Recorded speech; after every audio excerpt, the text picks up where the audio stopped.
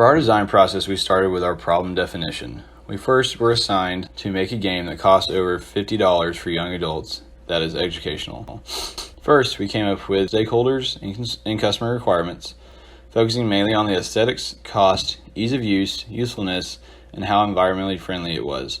Next, we looked into other games that reflected ours, such as Monopoly and Life, then benchmarked how they compared to the wants and needs of our consumers.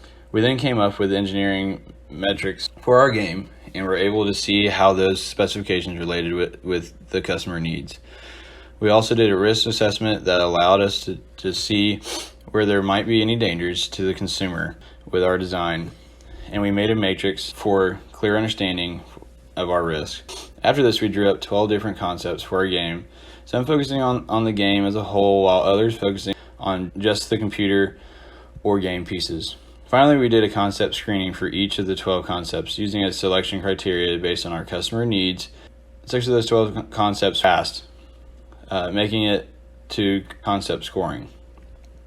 In the concept scoring section, we combined concepts B and D into one, and concepts H, I, and L into one, leaving concept F as it was. From those 3, we slightly adjusted our selection criteria to better match the needs of the final concepts. We then used a weighted system to score each concept, leaving us with our final design. This is Budget, the game of real life. It is meant to be played with anywhere from 2 to 8 players. The computer takes 4 AA batteries, which are included. So simply unfold the board game, take out the pieces, pop in the batteries, and use the power button to turn on the touchscreen computer. Then you will pick player pieces and enter them into the computer with the player's name. The computer will randomly generate the order of players and will randomly generate dice rolls and tell the player how many spaces they need to move. At the beginning of each game, each player is randomly assigned a job with the yearly income that they receive each time they move around the board. 1 time around the board is 1 year.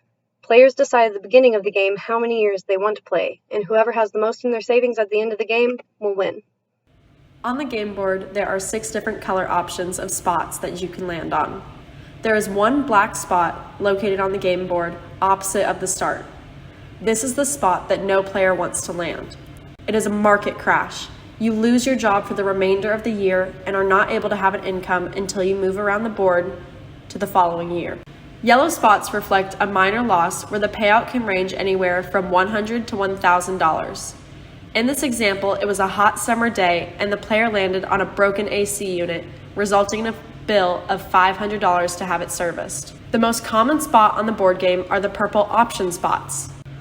On these spots, players are given multiple options to choose from, such as date nights, vacations, a new phone, concerts, and sporting events. This player landed on a date night spot where they were given 3 different dinner and movie options set with different prices. The second least common spot to land on is red. Red spots reflect a major money loss. Players will have to ensure that they have enough money saved up to be able to pay for these bills. These spots can range anywhere between $1,000 to $10,000. As an example, this player got into an accident and has to pay $10,000 for their hospital bill. Blue spots are stock options where you have the chance to buy and sell in the stock market. These spots can be the most influential in the game, being unpredictable and constantly changing. Players are given the option between 3 different stocks in which to invest. In this example, the player can choose between American Airlines, GameStop, and Penn National Gaming. A player can choose which company to buy stocks in and how much they want to invest. You may only buy and sell stocks when you land on one of these spots. Green spots are for job promotions, bonuses, and selling assets. From these spots, players can add money to their bank from either single deposit or recurring pay. For example, this player landed on a job promotion, resulting in a 10% increase in their yearly salary. Overall, this game teaches players how to budget for their lives, invest money properly, save for unexpected circumstances, and most of all, have fun and compete with their friends to see who can have the most money at the end. Through this project, we were able to learn about teamwork, product definition, concept generation, and product development.